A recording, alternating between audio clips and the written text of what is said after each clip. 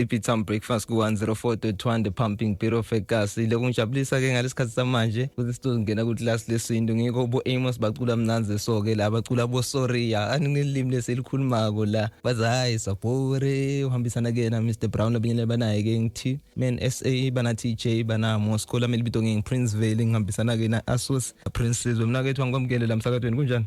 Ngiyaphila ngibingelele nonke-ke lapho eMpumalanga kanti futhi-ke na eGauteng yonke nakwiningizimu yonke ngoba phela uyakwazi ukuthi sifike nakubo ngayelele i-inthanethi nasemhlabeni-ke wonke-ke siyanibingelela futhi-ke na sinamukele-ke lapha kule nkulumo okuthule yanamhlanje. Kunendlela lesifika ngayo la kule internet lengifuna kuyi-highlight i-technology lesenta sihlangane la siphindze futhi-ke sakhuluma nange-science sikhuluma nge-science nange-science kuba ungatwa-ke i-science and technology-ke la mhlambe kusi-highlightela kuthi mhlambe kuthini kusintu because sikhuluma ngesintu mara sisebenzisa i-technology la sikhuluma nange-science isintu uma ungasibuka vele nje into lengasikhulunywa kakhulu la Mzansi-ke but hawu sesihlangana njani-ke ne-science kulento besolo sikhuluma ngayo ngazi mina le nto lena nobantu noma bathi beside-ke la so nyalo ngifuna ukuhlanganisa-ke kube kubili kube ngumake nababe kumbe kube ligama nesibongo ukuthi science technology and nje ungayithatha usibekele yona la Mzansi ukuthi ithini kithi igama nesibongo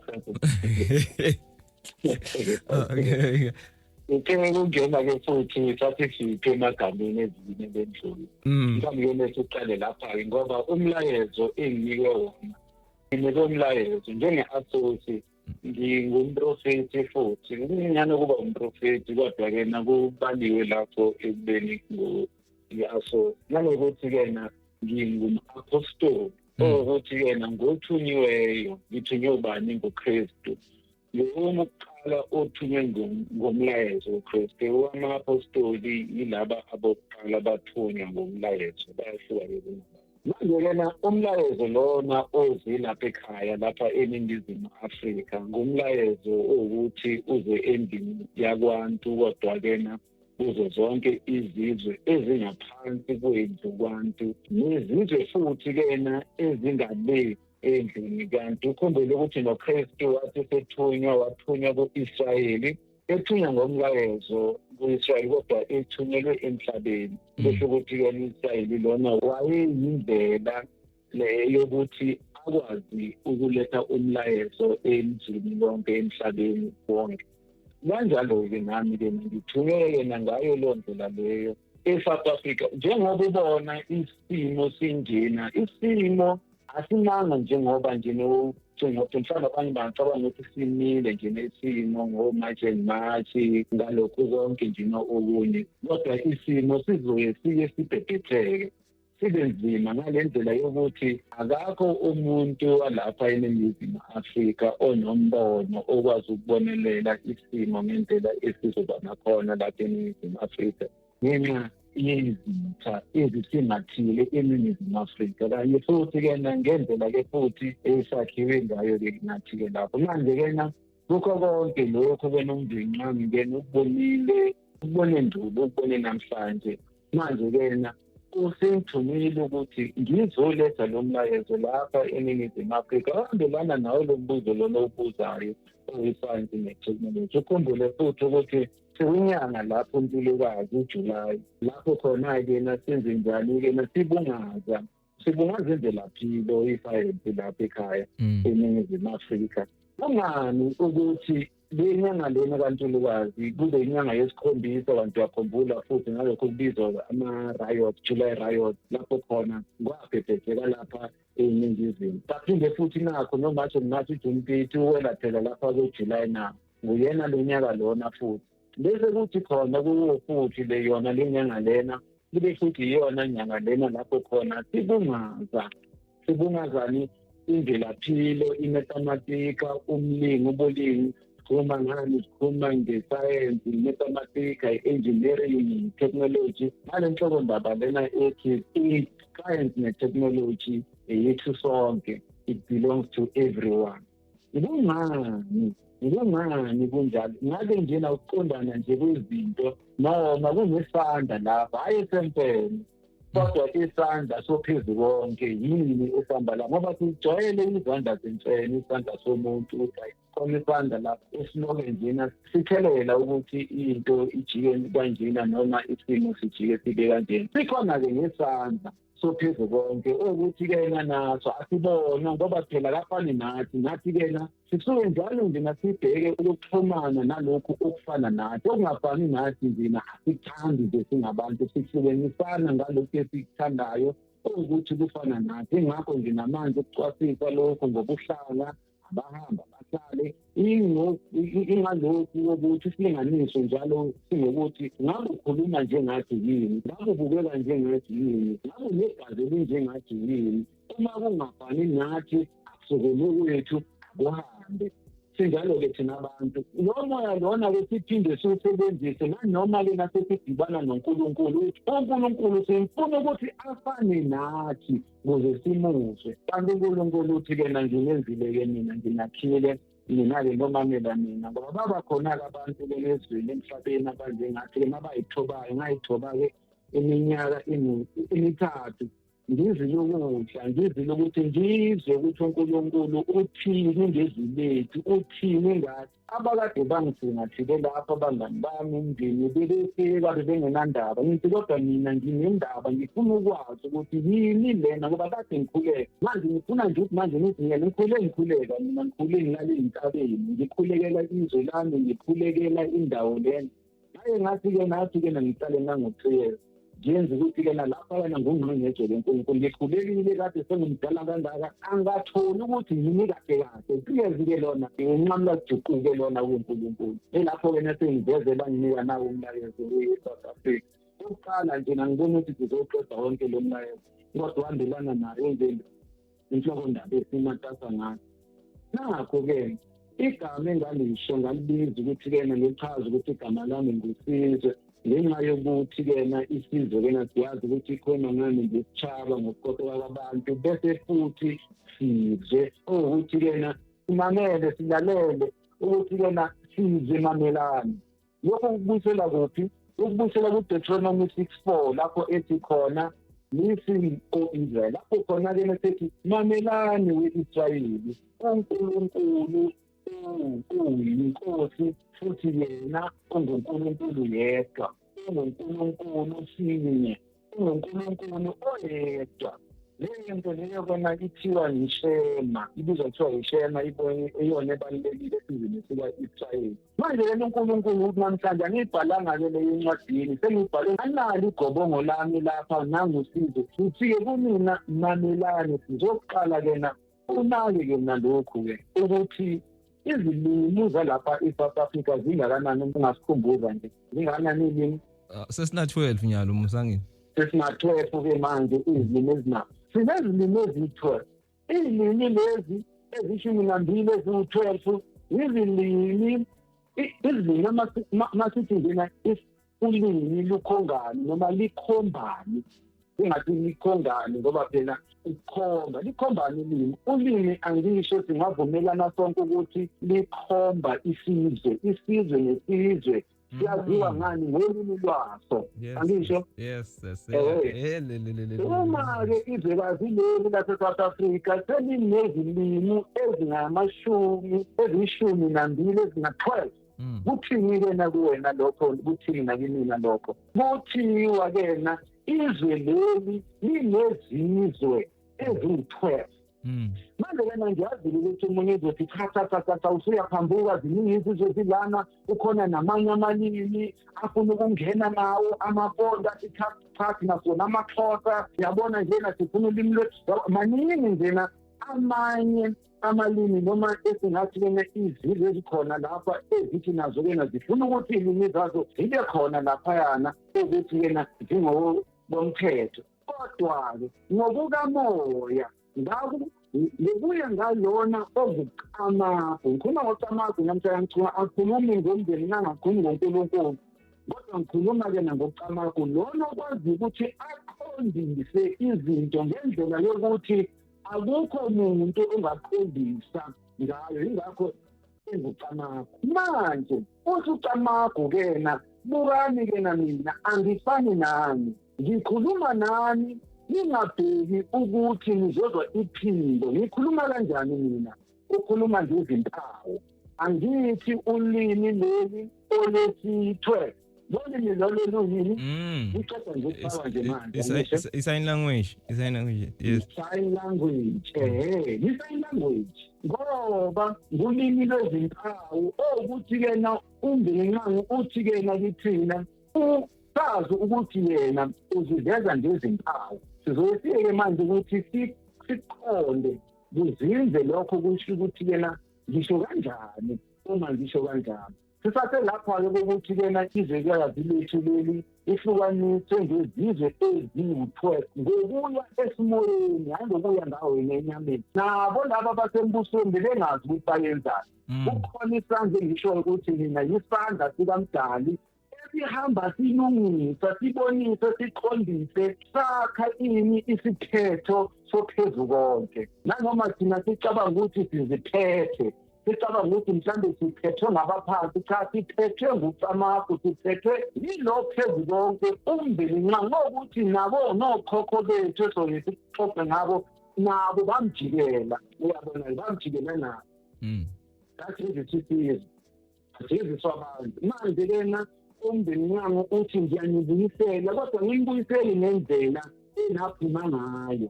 Ningaze nibheke imihlakamethe ukuthi kena ngizobuya ngendlela esingabheka ngayo, ngoba mina uNkulunkulu nguNkulunkulu omusha, nguCamagu. Bese ngoba ngumdeli manje ngiveza kuqala ngusukubheka izinto ufuna ukuthi zifane mandulo. Yebo, funda mandulo, kodwa wena uye phambili ngoba ngumdeli nqangi. Njalo bheka ukuthi yini lokho esengukuveza kuqala ekungakaze kwavezwa ngaphambilini. Abanye baphambuka baye balandela amazwi kaSolomoni ukuthi akukho kusha ngaphansi kwelanga, kodwa kumdeli nqangi sefika nayo indodana yakhe uKristu Yesu uyakutshela ukuthi kena ohlakaniphileyo uNkulunkulu uSolomoni ukhona, osibonisayo ukuthi kukhona okusha umbinqangi akuvezayo. Ingakho athi buka ngakha okusha emhlabeni. Manje kweNingizimu Afrika lena iyisandla esikhethwe nguNkulunkulu, noma isisetshenziswa esikhethwe nguye umbinqangi ukuthi alethe okusha, hayi lapha nje kuphela eNingizimu Afrika noma e-Afrika, kodwa emhlabeni wonke jikelele. Kodwa-ke ngale ndlela esiya ngayo, esihamba ngayo, singase silahlekelwe yilowo musa loyo,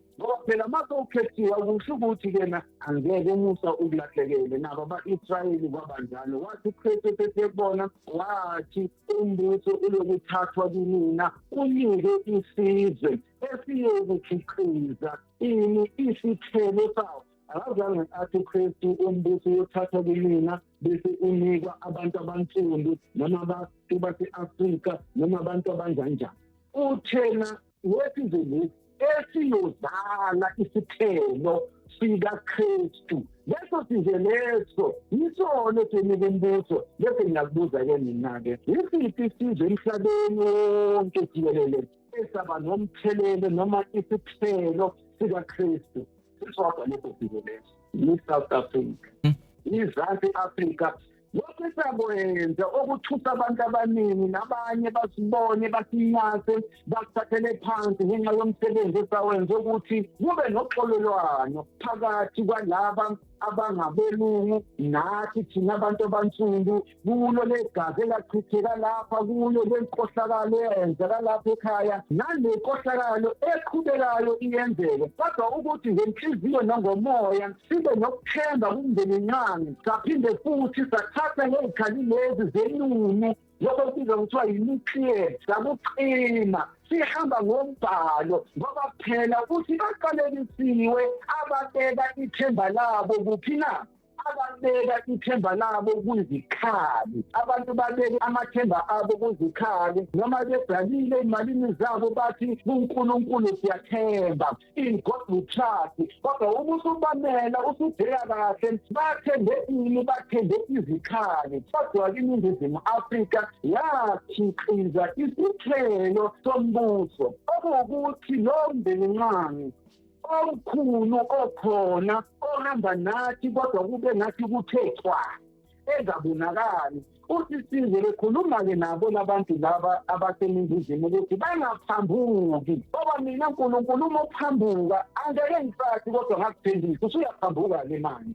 Uyabona-ke kodwa uma uqhubeka ngokuya ngaleyo ndlela leyo bekade ngayo, indlela yothando, yomusa, yobuntu, yesintu, buka ngizokuphakamisa ngikwenza ukuthi ube yisizwe esihle kakhulu emhlabeni jikelele. Nalezi zinto wena ozibukayo ukhangise ngazo, uchome ngazo, uthi umdali akusiyilutho lento leyo. Ngizokwenyezela ngimenzele ube kakhulu ezweni ngendlela ebekade ningeke mina ningicele yona. Ngizonika amabhansela kodwa-ke uma senifuna nina ukuzenza izitha zenu, senibona le nkambo enayenza yokuxolelana ukuthi ngubula, uthi bheka ngizokuthatha ngokusunkule ngaphansi kwenu.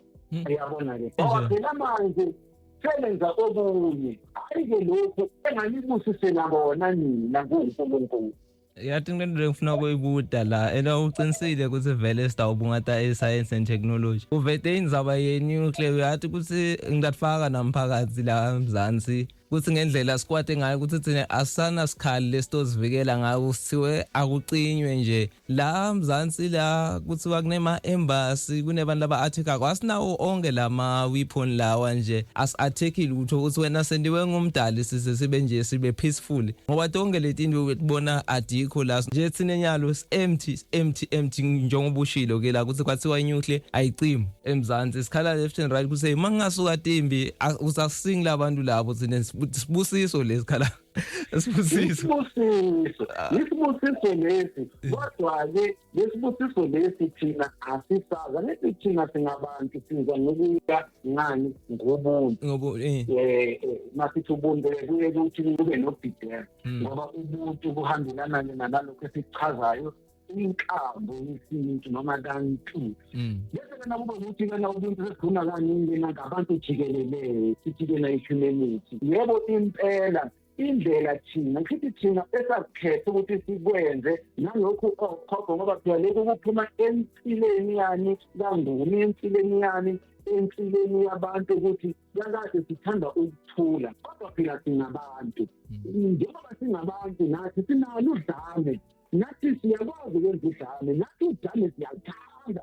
Uyabona-ke kodwa kubo okhokho bebekhona engathi hambani ngendlela yethengi manje lokho sokuchazayo wena uchaza yena lokho okwenza ukuthi umdali agcine azakubusisa nje ngoba usuke wakhetha ubuhle, wakhetha uxolo lapho khona kulula ukuthi ukhethe nanoma yini lapho khona uma ukhethe indlela eyiyo uba yisiwula.